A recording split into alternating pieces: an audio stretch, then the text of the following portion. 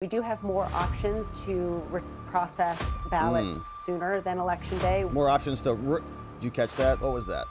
What? Rig? Probably? Shame on you for blatantly lying to the public. You only plan to remove ineligible voters after this election. If someone were to violate the law and not certify the election at the local level, we will come for you. Whoa! So any local certifier thinking of skirting the law and not certifying the vote, don't even think about it. The secretaries are announcing that election results may not come in on election night. We got used to that in prior elections in America, where we would go to bed and we would know who the president was. We wouldn't have to let this thing linger on and on and on, while the secretaries had to delay things so that they could assemble the necessary votes to close the margin. So we would wake up the next morning and lo and behold, we'd have a different president than the one we suspected actually won. And so Jocelyn Benson, we saw, was responsible for a lot of nonsense last time in 2020. She's still in charge in Michigan, a pretty important state, filing lawsuits, defending lawsuits, changing a bunch of stuff in the election manual. And we've already talked about other lawsuits here against her that she's lost, thankfully, where she tried to say that there was a presumption of validity for signatures as they came through, meaning she was trying not to check the signatures at all until a judge told her you have to. So now what she's saying is that we're not going to know on election night, but in fact that we should know on Wednesday, the day after election day. Isn't that fun and convenient? And Michigan's a pretty important state. Then you start adding these all up, and as we'll see, we've got Raffensperger, who is saying the same thing, except he's talking about it in the context of the Uokava ballots that are not going to be coming in until Friday. So we've got these two clips from Raffensperger when he was back on with Face the Nation, saying the same thing, that all the overseas ballots must come in no later than Friday. Well, the election's on Tuesday. All right, so you see what they're already forecasting for us. And my friends, we saw a lot of this last time, okay? Just to be clear about this, they told us on election night, remember they called it the red wave, the red mirage. They said, just get ready for this. Trump's going to look like he's winning. Then we're going to be printing ballots and dropping them off. And then the margins will close after the election night is over. And so they're just, it's called pre-suasion. There's a guy who wrote an entire book about it, and his name is the guy called Cialdini, Robert Cialdini, who wrote the book Influence. They're pre-suading, they're pre-butting any criticisms. And so here's what she's saying. She's making the rounds. Jocelyn's all over the place, and she just won a big victory on these Uokava ballots we'll talk about later. But here is what she said over on Face the Nation. Well, you know, in 2020, we had the results of our highest turnout election in Michigan history within 24 hours of the polls closing. The unofficial results were completed by 8 p.m. on Wednesday. So we're tracking that again this year. We do have more options to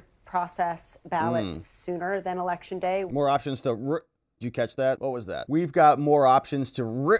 More options to, what? Rig, probably? We're tracking that again this year. We do have more options to process ballots sooner than Election Day, which is where... Process. Yeah. A lot more options to process the ballots this year. Got it. We were restricted in 2020. So I'm optimistic we could see results even sooner, but I would estimate end of the day on Wednesday as the best guess on how we'll perform. But that said, we will always... What was that gulp?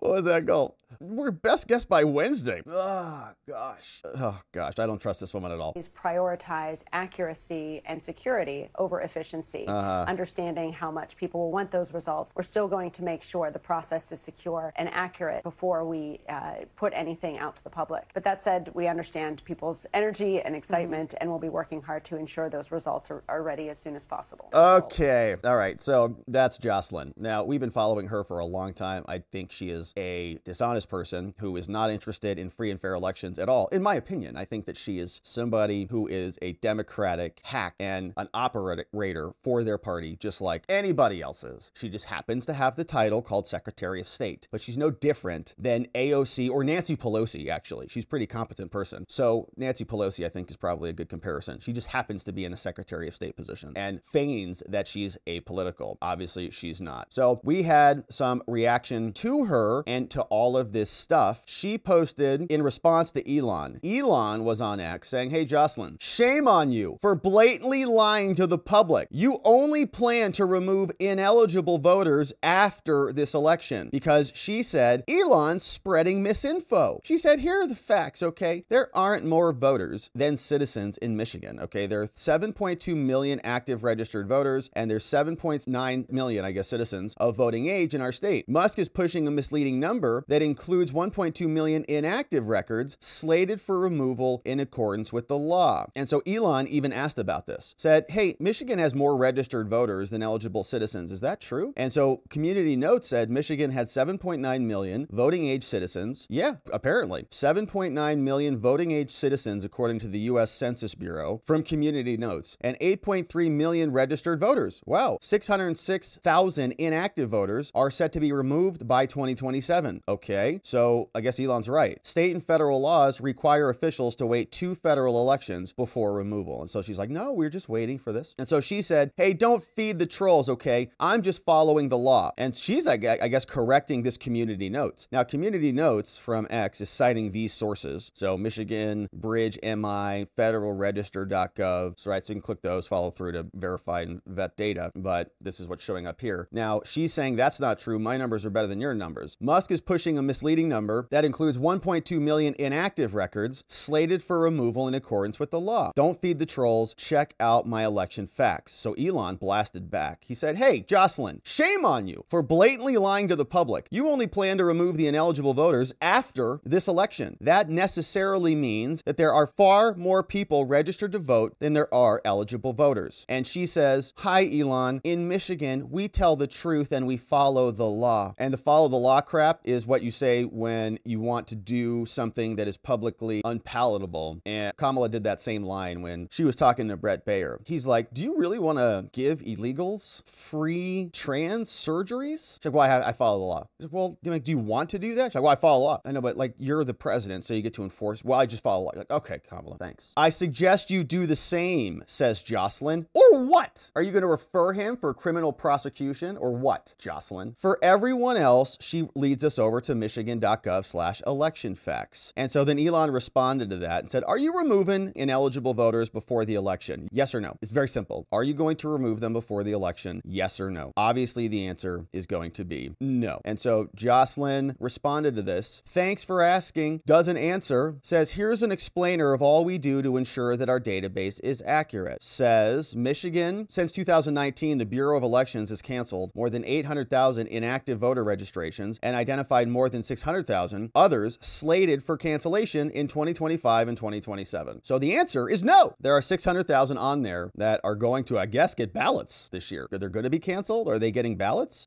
Are they on hold? Let's see. State and federal law qualified. When the election mail is sent, the clerk will send the notice of registration cancellation. If the voter does not respond, yeah, they can still vote, but they are marked inactive. They can still vote, but if they do not vote or contact the clerk's office, then it's canceled. Yeah, it's great. So 600,000 people, she admits it right here in her own stupid post. Yeah, they're still going to get ballots. So why they've identified that they're slated for cancellation. So yeah, they've got, as it stands, right? It sounds like as it stands this election cycle, 600,000 are slated for cancellation. And let's go back even to her own numbers on that. So if she told us, if we parse this back a bit, we tell the truth. Shame on you, Jocelyn. 7.2 million. Okay, so 7.2 million active registered voters and 7.9 million citizens of voting age. So I guess she's saying then that it's 7. So if we add 600,000, right, to that number, 7.2 plus 6 is going to be 7.8, which means her numbers are, it's 7.8 according to her own admissions, 7.8 million active registered voters, but there's 7.9 million citizens of voting age. That means that in Michigan, they have nearly 100% voter registration, which is pretty incredible. About 100,000 people are not registered to vote. Everyone else is, which is pretty incredible. So obviously that number is ridiculous. Now, if you add in those other 800,000 plus the 600,000, then you're going to get to those 1.2 million or around that. And she says 800,000 of those were already canceled, but no, 606,000 inactive voters there, 7.9 million. So I think she's wrong. I think there's some funny business happening with the numbers. And that tells you right there, right? 7.9 million according to U.S. Census Bureau, but she said 8.3 million. So if you deduct the 1.2 million from the 8.3, then you get back to the 7.9. All right, a lot of numbers. All right, but that's the battle. battle back and forth. And so Elon is calling her out, and she's saying, we have the most amazing list, and I'm just following the law. Now, if you have a problem with this, if you're there in one of the counties in Michigan and you're certifying it, we remember this bizarre clip from Jocelyn where she had the Disneyland, It's a Small World, After All music in the background as she's threatening to come essentially to your home if you're a Michigan certifier and you dare to refuse to certify the election. If someone were to violate the law and not certify the election at the local level, we will come for you. Whoa! So any local certifier thinking of skirting the law and not certifying the vote, don't even think about it, because we're gonna come for you and your family, and the rest will be history. So certify it or else. And remember, they're not really even certifiers in some states. In Georgia, they don't certify anything. In fact, the election in Georgia has already been certified, literally, practically. They haven't signed the certification paperwork, but they have to, right? There's like no option to do it. So all the certifiers who were there to make sure the election is conducted appropriately, the judge, McBurney, already came out and said, no, don't even worry about it. You have no choice but to certify it. So if somebody comes to them and says, I have 100% proof of fraud, they say, that's great, certified, like literally, right? Certified, here you go, because it's mandatory under the law in Georgia, which means there's no certification that happens whatsoever. Same thing here. If you don't certify, you're under threat of prosecution, apparently. The Secretary of State, Jocelyn, will refer you for criminal charges, and I don't doubt that she'll do it. Now, she was also out, she's making the rounds, also out with CNN and saying that 1 million absentee ballots have been cast already in Michigan. Here's what she said. Nice to have you here with us. But there was a lot going on the Twitter or X, as it's now known, between you and Elon Musk over the weekend. So I just want to tell the folks at home, this is going to take me a minute, but I think it's important that we lay all of this out for our viewers. So you were firing back at him after he questioned the integrity of your voter rolls and said that there were more voters than citizens in the state. You posted, let's be clear, Elon Musk is spreading dangerous disinformation. Then you went on to break down the numbers, showing that he's pushing this misleading number, which includes 1.2 million inactive records slated for removal in accordance with the law, ending with don't feed the trolls. Musk then fired back, writing, shame on you, blatantly lying to the public, saying you only plan to remove those ineligible voters after the elections. And that's why he says there are far more people registered to vote than there are eligible voters. We can't forget, of course, that Elon Musk now owns X with some 200 million followers. The fact that all of this is playing out and that he is continuing to push this disinformation, how concerning it's not disinformation. He just cited it. And her own numbers are showing that she's keeping them on the rolls. And the part that is problematic is that they're allegedly ineligible, which is why she's removing them for whatever reason. Let's see what she says. Is that to you ahead of the election? It's very concerning, in part because, you know, this is a significant platform. And gosh, I wish that folks with such large platforms such as his would use it to spread accurate information about our election. This lady's on CNN lying, right? In my opinion, she's lying through her teeth right now.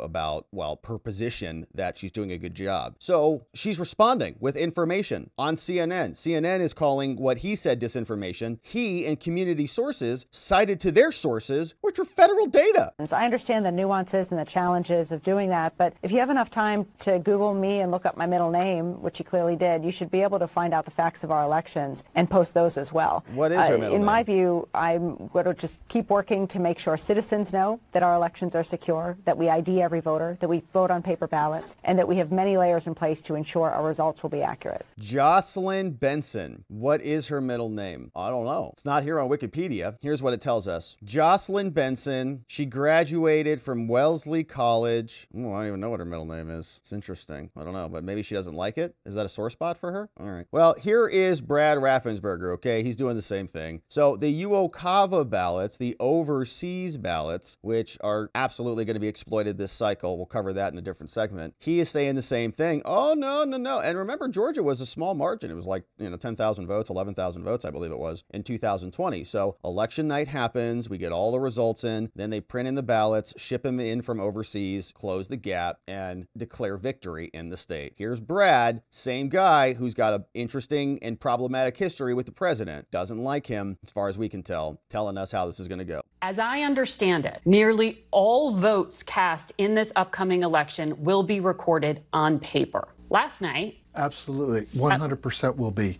and Okay. it's actually security paper with the state seal on it. Okay, important point to establish, because yesterday President Trump said something that implies that because it can take time to tabulate votes, there might be something nefarious here. Take a listen. They spend all this money on machines, and then they announce, we expect to have the results like 7 days after the election. Yeah. If you had paper ballots, you get them at 10 o'clock. France went to paper because what we did didn't work. He's pointing to a lack of paper ballots as a problem here. Is he accurately describing what's happening, and how long will it take to tabulate votes? In Georgia, 100% of all the votes cast will be on a paper ballot. Yeah, but you don't actually count them that way because you just had the judge overturn the state election board. They passed a rule to actually hand count the ballots, and actually not to even count the votes on the ballots, but to just literally count the ballots. So in other words, if you have a polling location, 1,500 people go in to vote, they get their ballots, they scan them in the machines, the machine says 1,501 people voted. You say, great, pull them out. You count the ballots, the number of the ballots. You say, 1,500, 1,499, 1,500, 1,501. Yeah, that's it. It matches. Great. The number of total ballots that are here matches the number of ballots that came in on the machine. So we are reconciling the two. Very simple. But they're not actually doing that. They're just using the paper ballots. That's great. And they're just shoving them in the machine. Nationwide, it's going to be over 96 to 97% of all voting in America will be on paper ballots. But we also just put into law this year with SB 189 that all early votes and all early accepted ballots, they all will have to have their results reported by 8 p.m. That's 70, maybe even 75% of all the vote totals will be reported no later than 8 p.m. on election night. Great. Well, Won't that's take great. 7 days to tabulate votes, as he said? Absolutely not. What we will be waiting for is the overseas ballots that come in no later than Friday, and so those will then be the final numbers. And we'll just see if that makes the difference in the total vote totals. I understand we're very competitive, and that's why we've done everything since day one to make sure we have fast, accurate, and secure elections for all my voters here in Georgia. Okay, so it'd be fun to take over and unders on Georgia. Do we think that they'll have final total results within 7 days of the election or after 7 days of the election? So if the Uokava ballots have to come in on Friday, well, then they've got until Tuesday to count those and to deliver a result, right? That's it. So we should have a result, what, by Friday? Or are they waiting till close of business Friday? Are they going to be counting ballots on Saturdays and Sundays? Or are they going to go on a cruise with Fannie Willis? Don't know. But as we see, there is some squirrely language in there. Oh no, we'll have 75, 80% done. Well, is Trump right? Like it's going to take 7 days to get the final number? No, definitely not. Definitely not going to take 7 days because our deadline's on Friday. Okay, well, that's like 3 days after the election. Okay, well, you're going to have that's the deadline to have them in. You're going to have them counted by then? Didn't really answer that. Was there a follow-up from Margaret Brennan? No. Except Trump's just a bad dude and he's spreading election misinformation. Got it. Now, meanwhile, Democrats are launching an all-out assault on Jill Stein. She is another loose end that they have to clean up. So while they have all the secretaries who are prognosticating election delays, saying everything's totally in order, which is what they say every time, and it's never in order. We saw that happen in Arizona with onesie-twosie Bill Gates and Stephen Richer out there saying the election was perfect, even though people were standing in lines trying to vote for Carrie Lake for hours. Now, they said Miss Stein is back on the ballot almost everywhere that matters. Returning to the campaign floor in an ostensible coin flip race between Trump and Kamala. Now, while Stein condemns both zombie political parties, which I think is fair. I mean, they both, like the Republican Party, like other than, you know, the Trump carve out here, it's like Mitch McConnell and Mitt Romney. Give me a break. Her campaign has focused largely on hammering Harris, blaming the White House for the violence in Gaza. And this is a big problem for the Kamala campaign in Michigan. There are articles out there that they're hitting the panic button there too because of her position on that conflict, saying, well, basically nothing, that we're going to keep doing what Joe Biden is doing. We can't give up. We can't give up. What? You're going to keep funding both sides of the conflict and pushing for a ceasefire that is not going to happen anytime soon? So, okay, the party has prepared a negative ad blitz to go against Miss Stein. And Democrats, as never before, are going to be hitting her in its first such effort ever directed at a third-party candidate. Look, man, they're nuts. They're going on a negative ad blitz. They're fearful that Stein might divert critical votes in places like Michigan. Democrats are also pressing their case on billboards plastered recently across swing states. They're saying, Jill Stein helped Trump once. Don't let her do it again. And I think we appreciate Jill Stein in one way. There definitely are people, I've spoken to them, who say, I just can't vote for Trump. And they're the Kennedy people, right? And I think I mentioned this before earlier when I was speaking with a woman. I just, you know, I loved Kennedy. I had just gone and met Kennedy at the event with Tucker, and it was amazing. And so I was explaining this to her. She's like, gosh, I love him so much. It's so amazing and all the things. And we had the conversation about where he was going. Come join Team Maha. If you don't like MAGA, join Maha and come join us to make America healthy again, you know? She's like, well, and just hemming and hawing about it. And so in my gut, I don't know that she's going to jump on and vote for Trump. But Jill Stein, right, for those people who are out there, if they're not going to stay home and if they're not going to vote for Trump, we'd rather them have an outlet of Jill Stein, let's say, rather than Kamala, right? We'd rather it go to Jill than Kamala, which is why the Democrats are so freaked and they're trying to get her off the ballot and they're launching an onslaught. They recognize that. They're like, oh crap, there's another option. So that's not good. And Jill Stein is a very unique person in Michigan and other places where there are large Arab American populations that are upset about what's happening in Gaza. And she is there talking against the violence there, saying it needs to stop. So perfect. It's a nice option for that demographic. Now, for the last 8 years, Stein has taken her place as a peace-peddling, Democrat-bashing, Republican-aided, formerly Russian-boosted villain of the left. The hell kind of sentence is that? From the Times? Was this Times? Yeah. In 2016, she got 1.5 million votes. Wow. Her support in the decisive states in Michigan, Wisconsin, and Pennsylvania exceeded Trump's margin of victories in 2016. Some national polls have her around 1%. And so they're coming after her hard. She's saying, I'm not a spoiler. Maybe you guys should have a better candidate who's not Kamala. So it is happening everywhere. All the swing states are being targeted, the secretaries and the Democrats gearing up for the final hour.